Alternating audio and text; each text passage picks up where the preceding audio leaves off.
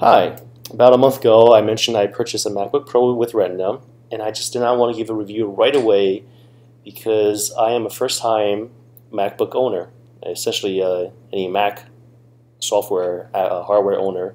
I've owned iPhones, iOS products in the past, but this time I'm actually diving into OS X, and I've been a PC user for many, many years, and I gotta say, I have no problem switching over to the Mac. It's very intuitive. The gestures, I love the mouse gesture. It's very easy to use. It took about a couple of days to just basically remember them all. And as for the keyboard, the layouts, the hotkeys, I just got to always remind myself that everything is driven off the command key. Whereas on the Windows operating system, I can use the Options key, Alt key, or the Windows key. On the Mac, it seems like everything is driven off the command key. It's good, it's bad. Well, it's minor. I also love the battery life on this. The battery life, I do a lot of video rendering, so I can get about 3 hours of battery life. If I'm not using Final Cut Pro or iMovie, I can get around 6 hours of just like surfing the web, maybe even 7 hours if I just basically reduce my brightness of my screen all the way down. The Retina graphics, I'm so glad I got this MacBook. I just love using the Retina graphics. If I'm working from home, in the past with my PC, I used to just plug in an external monitor. But now, I want to work with this monitor, with a Retina monitor. And it makes this so much more enjoyable. Also with this one, the speakers, if I'm watching, like last night I spent a couple of hours watching Hulu, and the speakers, I don't need to plug in an external speaker. The speaker on this is pretty loud. My previous laptop, the one I have for work, is a HP EliteBook, and the speaker sounds mono, so I always have to plug in some headphones or something, and it's also pretty quiet. On this one, the speakers, beautiful. The screen resolution, excellent. And best of all, it's an i7 processor. Previously, I was playing Diablo on i5 with 8 gigs of RAM, and whenever I record video, I always got to bump down the resolution before I can start recording my gameplay. And even so, my gameplay was a little bit choppy. Whereas on this MacBook Pro, i7, 8 gigs of RAM, I'm not running the highest. I'm not running the highest resolution, but I'm pretty close to it. And I can still run my recording applications. And when I play them back, they're not that choppy, or they're barely choppy at all. And if there is choppy, it's because of the network, of playing the Diablo over a network. And now for surfing the web, most of the time I'm using Safari. I use Chrome. I try to use Chrome because I've been using that for a couple of years. And the problem with Chrome is that the graphics, if you can see here, it's a little bit fuzzy on the text. So I also downloaded the Chrome Canary, and I'm just bringing up Mac Rumors too. And if you'll see, over here the text is a little bit sharper, but it's definitely a lot sharper than the original Chrome, the stable version of Chrome. But with this one, if I just move my mouse around a bit, I'm not sure if you saw the upper right over here, it starts glitching, it starts flickering. So this is the beta build, this is the developer build for Chrome Canary, and I don't see myself using this that much. As for regular Chrome, I'm going to stop using it because the text is too fuzzy. I also try using Firefox. The text is a little bit better, but the problem with Firefox is that, well, it's comparable to Safari, so I don't see a reason to use Firefox if I have Safari. Whereas if Chrome can improve upon their application, their software, I'll use Chrome more. I haven't purchased that many products for the MacBook Pro. The first thing I did was install antivirus. Very important. I think it was last month, Apple had a reward advertisement where it used to say, we don't get viruses like PCs, where now it says we're safer than PCs. Because a lot of my friends are Mac users, and they don't install antivirus softwares. Even after the virus hit last year, the one that was called Flashback, their mentality is, oh, Macs don't get viruses. No, Macs do install antivirus software. So I installed that. I purchased Parallels. It's a virtual machine where I can run Windows. I still need Windows for work. I know there's like a VirtualBox that's free, but I figure Parallels was on sale, so I bought it. I finally got Windows 8 to run on it today after installing an update. And well, Windows is Windows. There's not much I can say about it. One thing is I haven't purchased any applications from the Apple Mac Store. I've been purchasing from either like Mac Update or someplace else, or Amazon, for example, because on the App Store there's no discounts or anything. Or I just don't know how to enter a discount code or a coupon code or something. As for games, Diablo. Besides Diablo, there's not much games I have. I know I bought Civilizations 5 for Mac, but I haven't played it yet. Don't really have the time. But there's I don't know. There's not that many games that I want to play that's available on a Mac, like Star Wars or something. But oh well. It's not that I have that much time to play games anyway. I mentioned this processor, the memory, the speed, the wireless. It kicks in really fast. So let's say I disconnect from wireless and I turn power back on or wake the machine up from sleep. It reconnects a lot faster than a PC. So that I love. Today the Mac Mountain Lion, OS X Mountain Lion came out, so I'll be downloading that tonight. I already downloaded Safari 6.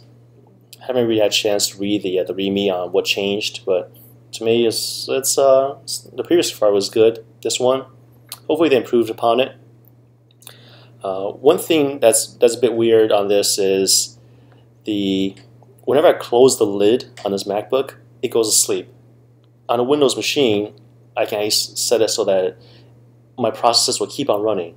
With this one, it seems I need to do a hack just to get it to work. So if there's any viewers out there that owns a MacBook Pro, and if there's a way that built into OS X that I can just have the machine keep on processing, keep on rendering, keep on doing whatever it's doing, even though the lid is closed, let me know. I was reading some forums. People said I gotta go purchase some third-party software in order to do that. I don't know. This sounds kind of counterintuitive because if I'm going from point A to point B, that's only like 50 feet. I'm just gonna carry. I don't want to carry my MacBook with the lid open. That means I can't carry my notepads, and I can't carry anything else. So, another thing is the placement of a trackpad. So the trackpad typically on other laptops is situated towards the center of your two wrists, two palms, of your left to right hand. That way you don't accidentally touch it. But on the MacBook, it's a little bit more towards the right hand. So I find that my right hand sometimes just moves the mouse by itself. It's different. It takes a little getting used to, but it's just a minor annoyance. I turn off the backlit keyboard, whether I have it or not. I never had it in the past. It's okay. The webcam, the FaceTime, it's useful. I know they advertise as HD type quality on the webcam, but to me it still seems a little bit fuzzy whenever I Skype with family. So or FaceTime too. Other things I liked about this is the OS X. I can slug in terminals. I have a command prompt mode to basically remove files that I want to get rid of. Oh, speaking of removing files, removing applications. It's not that easy on the Mac. It's not like I can just go someplace and click add or remove programs. Some applications I install on the Mac comes with an uninstall script, whereas others I'll need to terminal in and type in rm space then the whole directory structure. I guess I figure it'll be easier than that. Some things I also haven't quite figured out yet is, if you see up here, I also have a Verizon broadband card for work, and I don't want this icon to always be here. It's more like when I want to use it, I want to run it. If it's up here, does that mean that it's already running? What is it doing? I haven't had a chance to check out Time Machine yet. I plan to get like a micro SD or SD card and just put it in this the slot here and perhaps hook up Time Machine to automatically back up against that. I love that this supports SDXC cards. I can essentially go out and get a 64 gig card for like what, $75, and just have it always plugged in. The SSD hard drive on this, the 512 SSD hard drive, well worth it. I've already run out of space on it before, so I had to go buy I have two 1.5 terabyte external hard drives. Man, working in Final Cut Pro, it takes up a lot of space. Previously, I used Sony Vegas Movie Studio. So now that I'm on a Mac, I use Final Cut Pro, and it's a very good software. I don't know why they call it Final Cut Pro. It's more like iMovie Pro. It's just an improvement of iMovie. There's some things I wish it had, and other times, well, I make it work. It's a $300 software. It's very powerful. It renders my videos very fast. So, hey, it's a good software. What else can I talk about this? I like how a lot of softwares, like the previous software is, the zips, the uncompressed tools, the save to PDF, the open to PDF, they're already on here. So essentially, I don't need to go out and get like Adobe or third-party softwares. I don't need to download WinZip for a Mac. Everything's on this already. Yeah, I probably installed 6-7 applications since I got this. I use this all the time. The battery life, well, I got a second charger. Unfortunately, it's a MagSafe 1 charger, so I need to go buy the adapter. And the magnets for the MagSafe 2, it comes off pretty easily. So let's see how the MagSafe 1 to MagSafe 2 adapter is. I read some online. People said that its magnets are a lot stronger. It doesn't come off that easily. So, and let's see, charge time for the laptop. I can fully charge the laptop in 2 hours. That's excellent. It's very useful. I'm going to charge it very fast.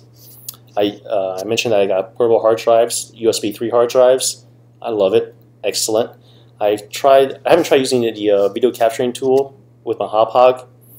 In the past, my experience with the Blackmagic Intensity Extreme with Thunderbolt, that was very good, but that was returned because the Thunderbolt cable was just too expensive, and the Blackmagic $300, total price $250, it just wasn't worth it.